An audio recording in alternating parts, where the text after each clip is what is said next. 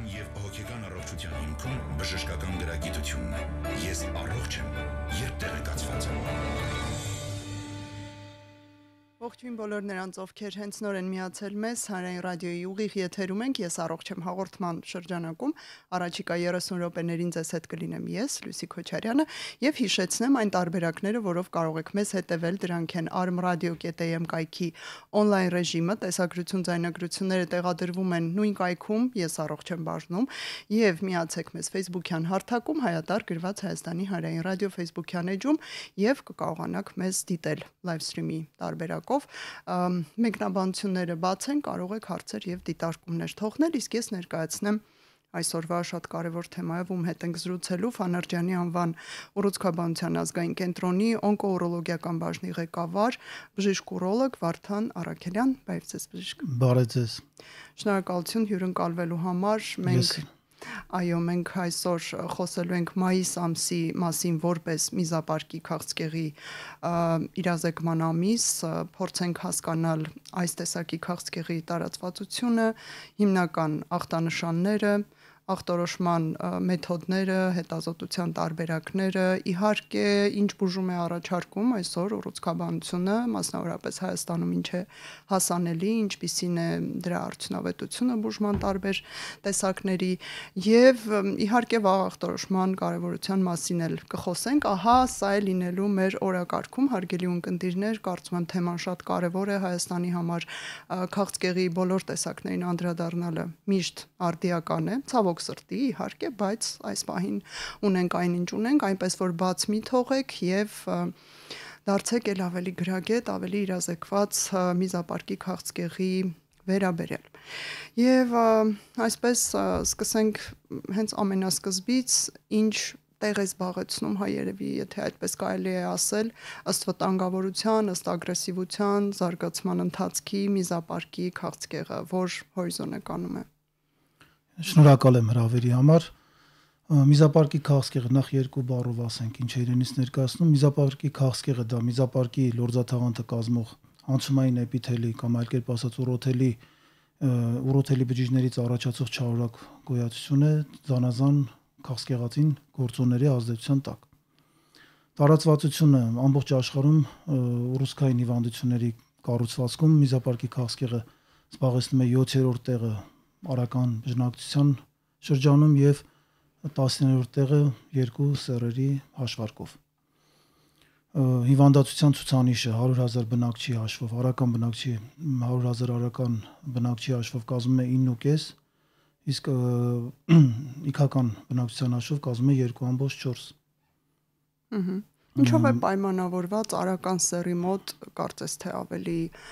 բարձր ռիսկայնությունը։ Ամենայն հավանականությամբ պայմանավորված է վնասակար գործոնների ազդեցությամբ։ Ստորև կխոսենք դրա վերաբերյալ,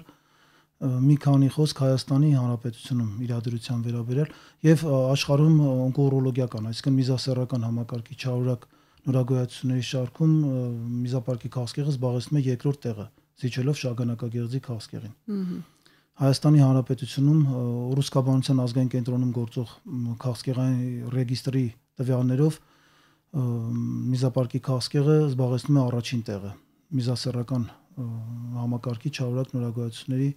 մեջ շրջանցելով շագանակագեղձի քաղցկեղին եւ վերջի տարիներին դիտվում է քանակի աննախադեպ աճ։ Այսպես, եթե 2019 թվականին բացարձակ թիվը առաջնակի հայտնաբերված նոր դեպքերի 415 էր, ապա 2024 թվականին արդեն 576 նոր դեպք ունենք ամբողջ հանրապետությունում։ Սա մեծ տոկոս է Հայաստանի համար։ Ինչ որ բացատրություն դուք ունեք, միգուցե սա այ հենց արագ ախտորոշման, արագ հայտնաբերման հետ է կապված եւ մենք այստեղ փաստորեն մի փոքր առաջընթաց ունենք։ Հույս ունենք, որ դա էլ է նշանակություն ունի, այո, վերջին տարիներին բնակչության շրջանում ազգաբնակչության շրջանում սոնոգրաֆիայի եւ համակարգչային շերտագրման ավելի լայն կիրառումը երբեմն նույնիսկ կանխարգելիչ նպատակներով հնարավորություն է տալիս վաղաժամ հայտնաբերել դեպքերը։ Մի քիչ սկրինինգային այդ մշակույթը կարծես թե կամաց մտնում է վերջին 5 տարիներին կարծում եմ ակնհայտ է որ դիմում են մի փոքր ավելի շատ, դեռ էլի խնդիր ունենք, չէ, դիմելիության, կարծում եմ։ Եկեք հենց ռիսկի գործոններից էլ խոսենք, հասկանալով այստեղ սեռային տարբերությունը եւ տարիքային գործոնից էլ խոսենք, խնդրում եմ։ Տարիքային գործոնից հիմնականում հանդիպում է տարեցների մոտ 60-ից հետո։ 60-ից հետո, հիմնական խումբը դա է։ Այո, հիմնական խումբ, բայց ունենում ենք նաև ցավոք երիտասարդ հիվանդներ 40-ից ցածր նույնիսկ կարող են դիտվել, բայց հազվադեպ ավելի։ Ռիսկի միզապարկի քաղցկեղի առաջացման ռիսկի կարևորագույն գործոնը ծխախոտի ծխերն է, որին բաժին է ընկնում տղամարդկանց մոտ միզապարկի քաղցկեղի դեպքերի 50-ից 65%-ը, կանանց մոտ 20-ից 30%-ը։ Ծխախոտի ծուխը պարունակում է արոմատիկ ամիններ, պոլիցիկլիկ արոմատիկ ածխաջրածիններ, որոնք արտազատվում են երիկամների միջոցով եւ ունեն քաղցկեղածին ազդեցություն։ Ընդ որում պետք է նշել, որ ցածր խեժ պարունակող ծխախոտ ծխելը ընդհանրապես չի պակասեցնում ռիսկը ի համեմատ սովորական ծխախոտ ծխողների մոտ։ Երբեմն երբ ասում ենք ծխախոտի վնասակար ազդեցության մասին, պատճառաբանում են, թե մենք ծխում ենք ցածր խեժ պարունակող ծխախոտ։ Ասենք 101 եւ հույս ունենալով, բայց ընդհանրապես տարբերություն չկա։ Եկեք այստեղ ուրեմն այդ վեյպերի, էլեկտրոնային ծխախոտների շատ մեծ տեսականի հիմա կա եւ ես նկատում եմ, որ 15-16 տարեկանից դե հատկապես էլի արական սեռի ներկայացուցիչները սկսում են արդեն գործածել, հույս ունենալով, որ դա այն չէ, ինչ ծխախոտը եւ սա ավելի քիչ վնասակար է։ Ինչ որ այստեղ դիտարկումներ ունեք։ Գրականության մեջ դեռևս համոզիչ տվյալներ չկան էլեկտրոնային ծխախոտի քաղցկեղածին ազդեցության մասին, բայց կան հետազոտություններ, որտեղ բարձել են, որ էլեկտրոնային ծխախոտ օգտագործողների մեզում նույնպես հանդիպում են քաղցկեղածին նյութեր, այսինքն նա էլ համարվում է պոտենցիալ քաղցկեղածին։ Սակայն դեռևս հավաստի ապացուցողական բժշկության հավաստի տվյալներ չունենք։ Դեռ դատաբազան հավաքվում է, կարծում եմ, եւ մենք արդեն մոտակա 5-ից 10 տարում ունենալու ենք ոչ շատ հուսադրող թվեր եւ ես գրեթե համոզված եմ, որ պարզվելու է, որ ծխախոտից ավելի լավ եւ քիչ վնասակար չէ ու նաեւ ենթադրում եմ երիտասարդացում ենք ունենալու այն բոլոր տեսակների քաղցկեղի, որոնք հենց ծխախոտի ազդեցությամբ են զարգանում, հենց այս պատճառով, որտեղ շատ երիտասարդ տարիքից մտածելով դե հասա ծխախոտ չի, սա վեյպ է եւ գործածում են։ Հուսով եմ մեզ լսող ունկնդիրները, հատկապես ծնողները ուշադիր կլինեն այս առումով, չկա մի մասնագետ, ով այստեղ ելույթ ունենալիս չնշի վեյպերը անվնաս չեն եւ նույնպես պետք է ուշադիր լինել դրանց նկատմամբ։ Եկեք ախտանշաններից, գանգատներից, մարդու մոտ որոշ բողոքներից խոսենք, ինչից կարելի է ենթադրել, կասկածել, որ մի բան այն չէ միզապարկի հետ եւ միգուցե քաղցկեղի ռիսկ կա։ Միզապարկի քաղցկեղի հիմնական ախտանիշը դա արյունամիզությունն է, հեմատուրիան։ Ընդ որում կարող է դիտվել միկրոհեմատուրիա, երբ արյուն հայտնաբերվում է մեզի միկրոսկոպիկ հետազոտության ժամանակ, եւ մակրոհեմատուրիա, երբ հիվանդը ինքն է նկատում արյուն մեզում։ Հետագայում արդեն ախտաբանական process-ի տարածվածության ժամանակ հարակից օրգաններ կամ միզապարկի հարակից ստրուկտուրաներ կարող են դիտվել միզարձակության հետ կապված գանգատներ, հաճախամիզություն, դժվարամիզություն, ցավեր, միզածորանային բացվածքների ընդգրկման ժամանակ ախտաբանական process-ի մեջ արդեն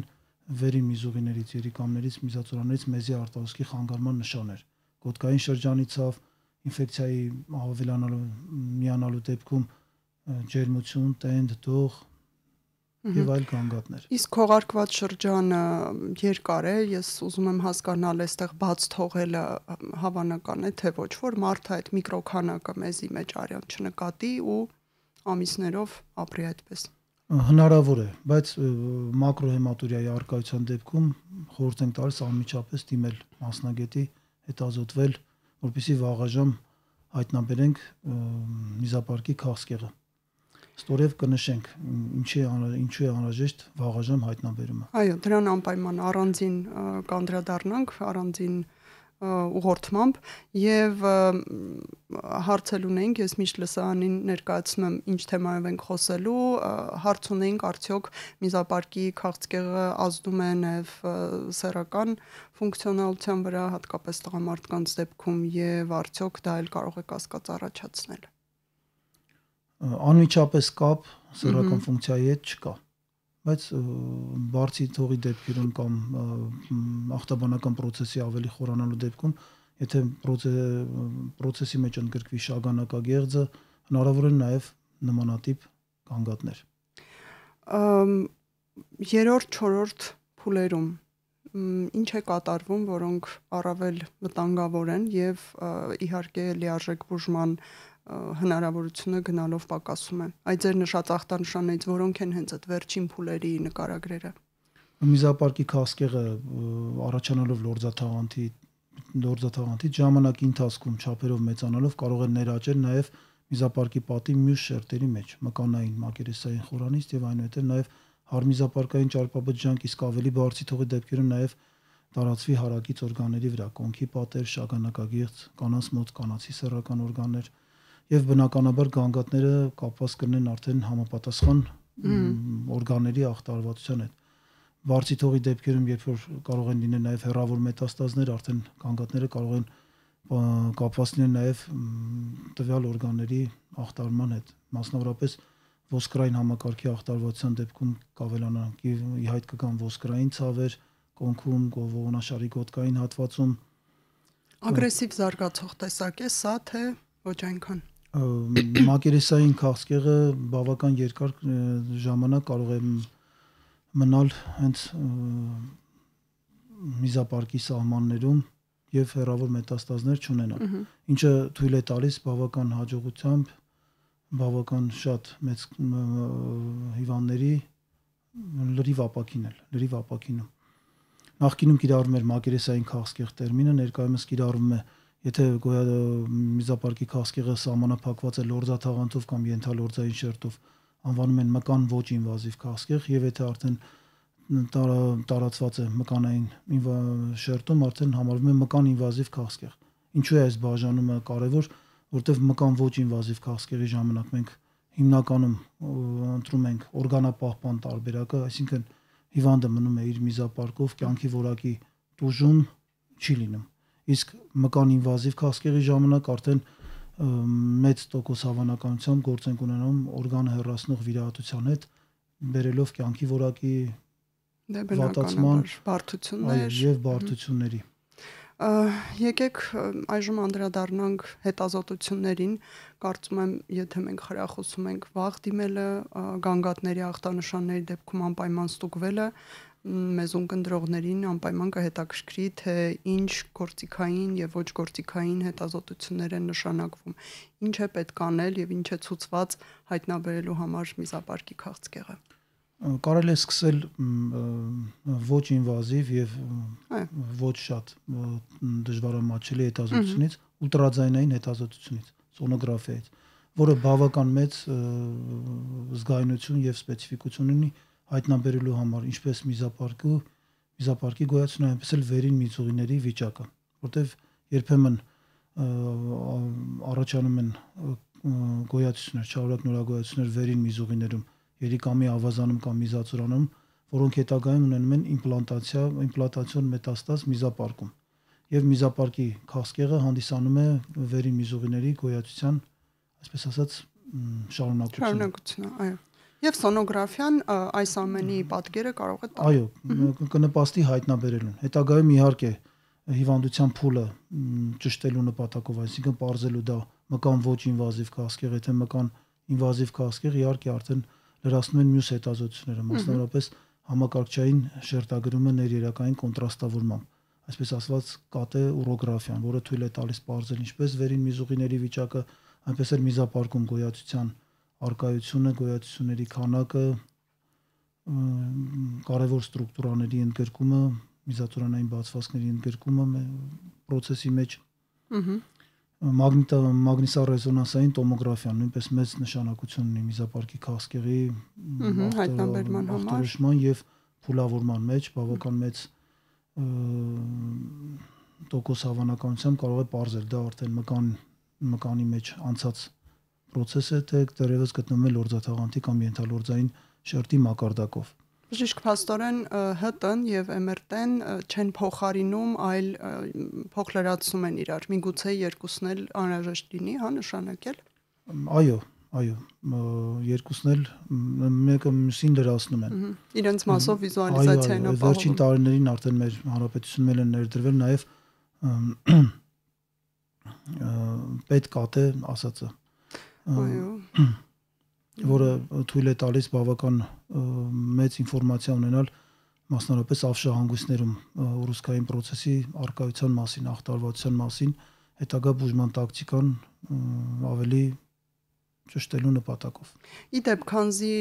հետազոտությունները եւ վերջնական ախտորոշում ունենալը քաղցկեղի կասկածի դեպքում բավականին մեծ դեր ունի երկար ժամանակ եւ ինչու ոչ ֆինանսական ռեսուրսներ է խլում մարդկանցից, արդյոք ձեր կենտրոնում բոլորը հասանելի են թե ոչ եւ արդյոք հնարավոր է ինչ-որ բան կատարել պետպատվերի շրջանակներում, կարծում եմ սա կհետաքրքրի։ Եթե հիվանդ ունի սոցիալական անապահովության խումբ, դա վերաբերում է եւ հաշմանդամությանը եւ սոցիալական անապահով վիճակին կամ զինծառայողի ընտանիքի անդամ, այս դեպքում հետազոտությունները հնարավոր է կազմակերպել պետպատվերի սահմաններում։ Իսկ երբ արդեն ունենք մնացած ազգաբնակչությունը հնարավոր է համակարգչային շերտագրումը կամ սոնոգրաֆիան կատարվի վճարովի հիմունքներով, բայց երբ ունենք արդեն հաստատված հյուսվածաբանական ախտորոշում, որը տեղի ունենում ցիստոսկոպիայից եւ ներմիզուկային մասնահատումից հետո հյուսվածաբանական քննության միջոցով, արդեն մնացած դժվարամատչելի հետազոտություններն էլ դառնում են պետպատվերի սահմաններում։ Անհրաժեշտ է հաստատել ուղղակի ախտորոշումը եւ հետո մնացյալ քայլերը պետությունը մասնակցում է։ Ախտորոշման վերջնական դերը ցիստոսկոպիան է, այսինքն միզապարկի դիտումը էնդոսկոպիկ եղանակով եւ ներմիզուկային մասնահատումը։ Ինչ է դա։ Դա վիրահատության տեսակ է, էնդոսկոպիկ միջամտություն, երբ հատուկ գործիքի ռեզեկտոսկոպի միջոցով միզապարկը դիտելուց հետո կատարվում է կամ էլեկտրական եղանակով, մոնոպոլյար, բիպոլյար կամ լազերային եղանակով ուռուցքի հեռացում եւ նմուշարության նպատակով եւ նաեւ բուժական նպատակով։ Մակերեսային ուռուցքների համար սա համարվում է բուժման մեթոդ ստանդարտ։ Ու նաեւ միաժամանակ ախտորոշումը հստակ վերջնական հաստատվում է։ Այո, վերջնական ախտորոշումը բարձելու համար անպայման կա մկանային հյուսվածքում ախտարում թե ոչ։ Իդեպ մենք խնդիր ունենք ներկայում հանրությունում մոլորության, որ դա վտանգավոր է, պետք չի ձեռք տալ եւ այլն, սա շատ է քննարկվում, որ մարդիկ երբեմն հրաժարվում են մտածելով, որ իզուր տեղը կբզբզենք եւ կակտիվանա, կագրեսիվանա ուռուցքը։ Ցավոք այդ կարծիքը մեր ազգաբնակչության մեջ արմատացած է, մենք իհարկե ամեն կերպ տարբեր ամբիոններից, տարբեր լսարաններից, եթերներից հնչեցնում ենք, որ բիոպսիան վտանգավոր չէ, բիոպսիան թույլ է տալիս ճշգրիտ ախտորոշել եւ ճիշտ բուժում անցկացնել, փրկելով հիվանդի կյանքը։ Եվս մեկ անգամ նշեք, փոխարինում կա առանց այդ ինվազիվ միջամտության, թե ոչ, թե պարտադիր է ու առանց դրա մենք չենք ունենալու վերջնական ախտորոշում։ Ուռուցքային process-ների մեծ մասի համար փոխարինում չկա։ Բիոպսիան մնում է միակ հիմնական եւ վերջնական ախտորոշման մեթոդը։ Իսկ կոնկրետ միզապարկի քաղցկեղի դեպքում ներմիզուկային մասնահատումը նաեւ առաջի փուլերում համարվում է նաեւ բուժման ոսկե ստանդարտ։ Թույլ է տալիս արմատապես հեռացնել գոյացությունը։ Ինչպիսին է իդեպ արդյունավետությունը հենց այս առաջին փուլերում կյանքի որակի բարձրացման, կյանքը փրկելու համար ինչ որ տոկոսներ, հավանականություններ ունենք։ Այո, բավական բարձր է ամբողջ աշխարհում 5-ամյա ապրելությունը բավական մեծ թիվ է կազմում, մոտավորապես 80-90%։ Դրանից հետո արդեն դինամիկ հսկվում է։ Անպայման։ Իհարկե առաջի փուլում կա նաև բուժման այլ մեթոդներ, որոնք լրացնում են ներմիզուկային մասնահատումը, մասնավորապես ներմիզուկային քիմիոթերապիան կամ ներմիզուկային իմունոթերապիան BCG վակցինայի միջոցով։ Հիմնականում կատարվում է վաղաժամ ներմիզուկային մասնատումից հետո մինչև 24 ժամվա ընթացքում միանվագ քիմիոպրեպարատի ինստիլյացիա, ներարկում, ներարկում միզապարկ, որը ունենում է անմիջապես հակաուռուցքային աբլացիոն ազդեցություն։ Իսկ այնուհետև մոտ 3-ից 4 շաբաթ անց, երբ որ հետվիրահատական բորբոքային երևույթները վերանում են, սկսվում է ներմիզուկային իմունոթերապիան BCG վակցինայի միջոցով։ BCG վակցինան դա տուբերկուլյոզի միկոբակտերիայի վակցինան է բավական մեծ դոզայով, որը առաջացնում է տեղային իմունիտետի իմունոթերապիա եւ իմուն տեղաշարժերի միջոցով հաջողվում է ճնշել ուռուցքային բջիջների զարգացումը։ Ու փաստորեն այն շատ թիրախային լոկալ ազդեցություն ունի, արդյոք սա նշանակում է, որ կողմնակի էֆեկտները մնացյալ օրգանիզմի վրա ավելի քիչ են, կարող եք այդ մասին խոսել։ Կողմնակի էֆեկտներ կարող են դիտվել բորբոքումների ձևով, ջերմային ռեակցիա,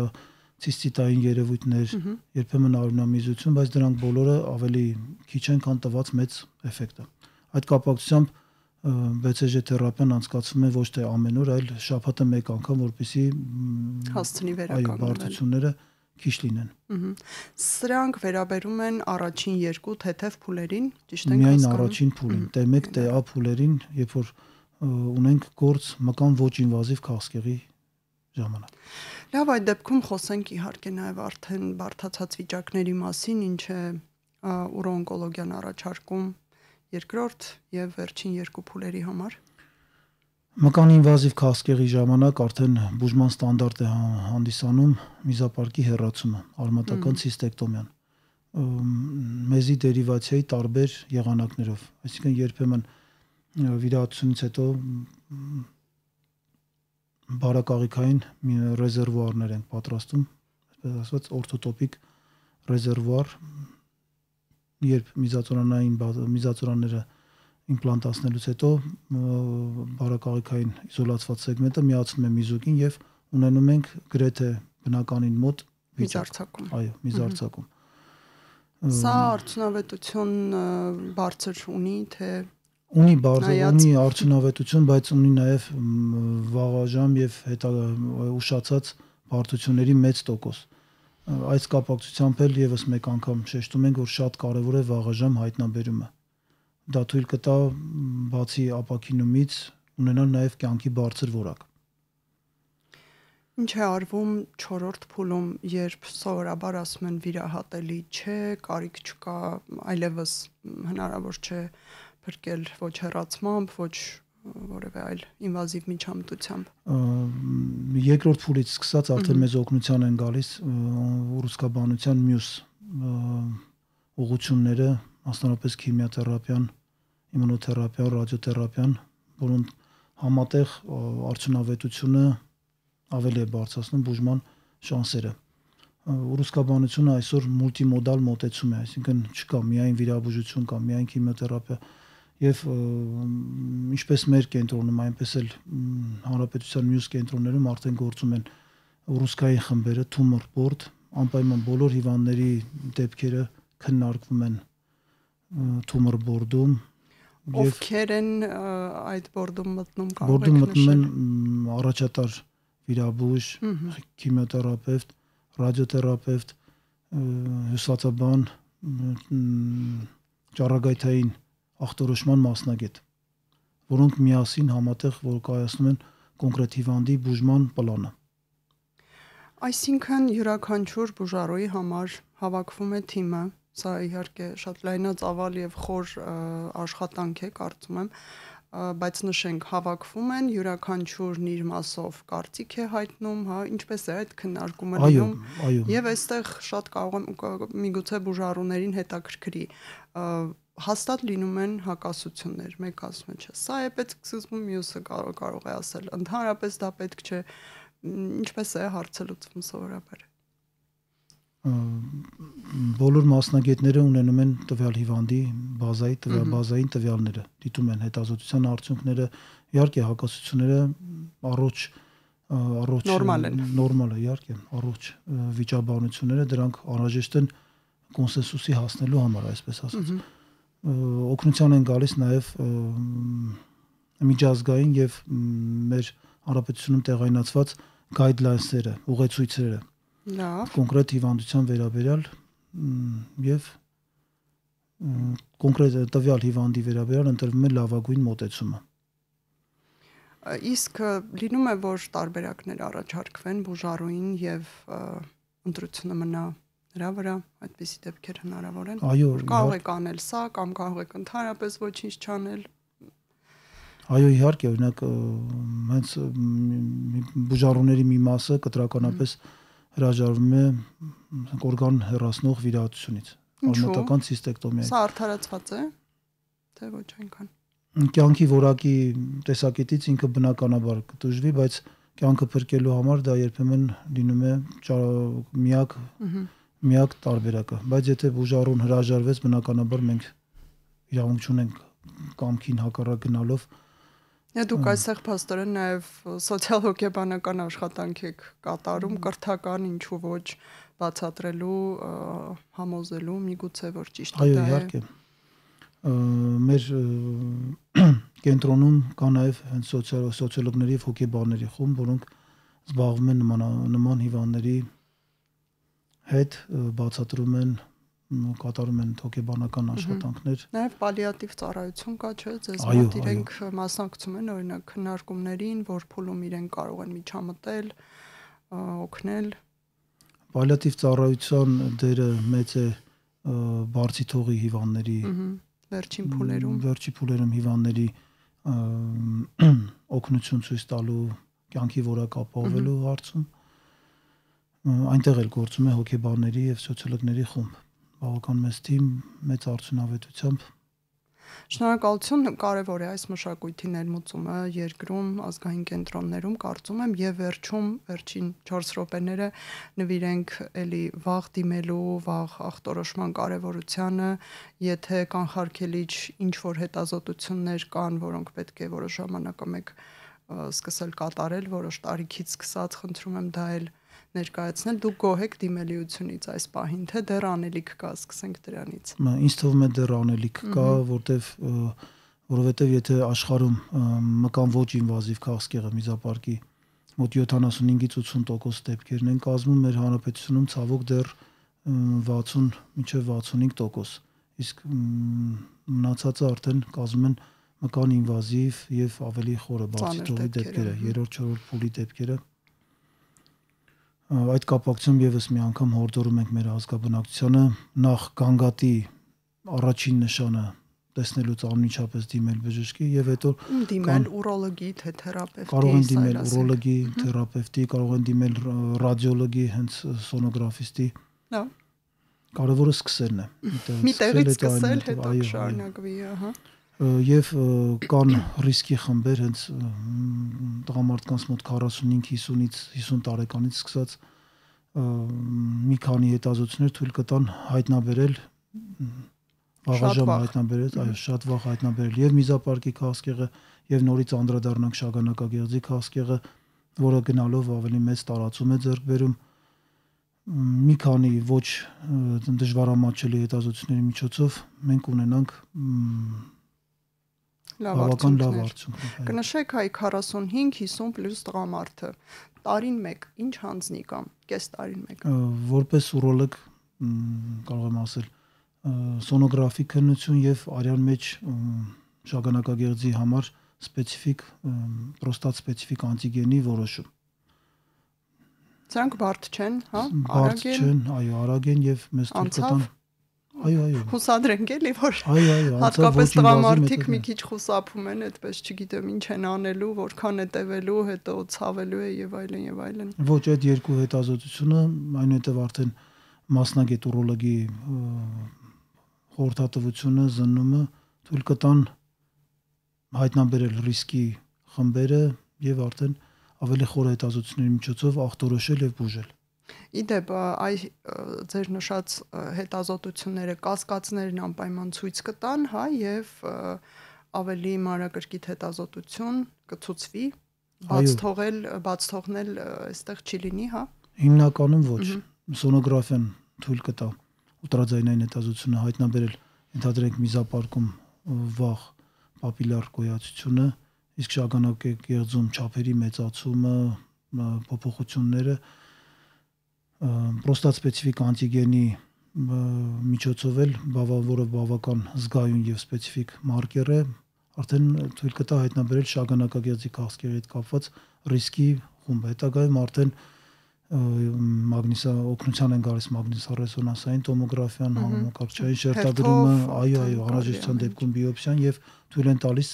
ախտորոշել հիվանդությունը եւ բուժել։ Շնորհակալություն, հարգելի տղամարդիկ, խնդրում եմ միան տեսեք 45-50+ տարիքի հատկապես ներկայացուցիչները, սրանք շատ արագարվող, բավականին մատչելի, չէ, ֆինանսական առումով,